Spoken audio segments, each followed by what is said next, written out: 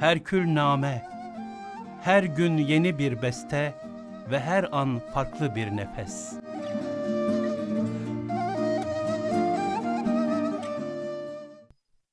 Efendim, Hazreti Üstad'ın inandırıcı bir vaizin özelliklerini anlatırken dile getirdiği hem hakimi mudakkik olmalı, ta muvazene-i şeriatı bozmasın, kaidesi üzerinde durdunuz. Muvazene-i şeriat denilen hususa bir misal verebilir misiniz? Mesela hadis-i şeriflerde el-gîbetu eşeddü minez-zina deniyor yani. Gıybet zinadan daha şiddetlidir. Şimdi bu söz doğru.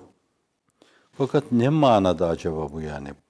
Eğer bir yoruma ihtiyacı varsa bunu başkalarının kafalarını karıştırmamak için, onları ümitsizliğe atmamak için yorumuyla ortaya koymak lazım.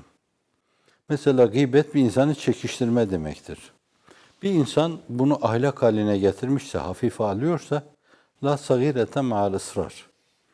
Israrla sagire yoktur. Büyük olur artık o. Çünkü bir insan onu tabiat haline getirmişse bir bu yanı var. Demek ki böyle biri, işte böyle gıybet eden bir insan hakikaten zina ölçüsünde veya zinadan daha ağır bir şey yapıyor demektir. Çünkü önüne geleni çekiştiriyor. Birinin kaşıyla oynuyor, birinin gözüyle oynuyor, birinin bıyığıyla oynuyor, birinin entarisiyle oynuyor, birinin cübbesiyle oynuyor, öbürünün boyuyla oynuyor, öbürüne. Birine kısa diyor, fitne diyor, öbürüne uzun diyor, ahmak diyor. Herkese bir şey yakıştırıyor kendince. Tabiat haline getirmiş. Böyle bir kısım şeyler gibi, evet demeyen dava açarlar diye, onu böyle elimle işaret ettim onu. Bunlar gibi, önüne geldiği gibi böyle yazma, çizme, etme filan tabiat haline getirmişse bir bu yani, meselenin bu yanı var. Bir ikincisi de öyle gıybet vardır ki, mesela benim gibi diyelim sıradan bir insanı gıybet etmiş bir insan, bir tek insanı gıybet etmiş olur. Fakat bir heyetin yönüyle gemisinin dümeninde oturan bir insana bir şey demişse, ona aklı ermiyor falan demişse, o koskocaman o heyeti gıybet etmiş gibi olur. Yani bir Efendimiz'i gıybet etmek sıradan bir insanı gıybet gibi değildir. Bir Ayşe validemizi iftira etmek sıradan bir kadını iftira etmek gibi değildir yani.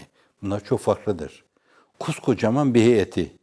Bugün siz yoktunuz da orada bahsettim yani. O meselede bir Ayşe validemiz gözlerinin içine yabancı hayal girmemiş bir karakter itibariyle bu. Hiçbir zaman başka bir erkeğe bakmamış.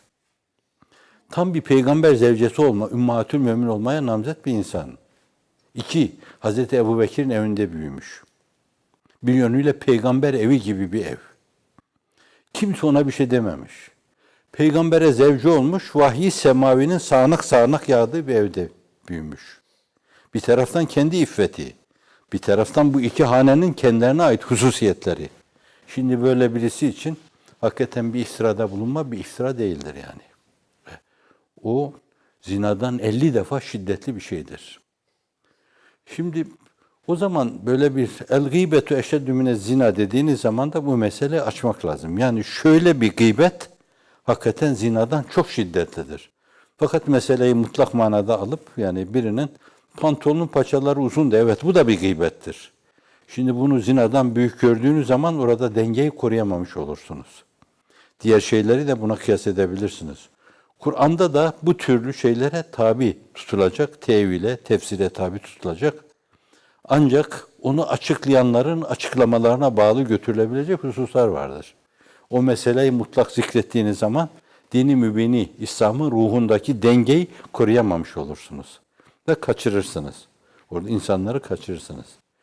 Fakat işte bizim gibi vaizler böyle o mevzuda sağlam bir muhakemeye sahip olmayan, müdakkik olmayan, muhakkik olmayan, hekim olmayan insanlar orada ben ne yapmalıyım ki böyle bu insanların başlarına balyoz indirerek bunları korkutayım falan deriz biraz böyle. Orada belki böyle işte cehennem yolundan vazgeçerler, cennet yoluna girerler. Bir yerde belki böyle iyi şey düşünüyor ama fakat düşündüğü o şeyle insanı kötülüğe itiyor, kötülüğe atıyor. Hafizanallah. Hususiyle yeni böyle İslamiyetle tanışmış insanlar için bunları söylediğiniz zaman kaçırırsınız. Ve bundan daha önemli olan hususiyle çocuklarla, yani böyle cehennemden bahsederken, işte mahrumiyetten bahsederken, Allah'ın gazabından bahsederken, başlarına taş yağar diye bahsederken filan, o çocuklara bahsettiğiniz zaman, o yeni insanlara bahsettiğiniz zaman Cenab-ı Hakk'ı öyle insanlar gibi tasavvur etmeye başlar.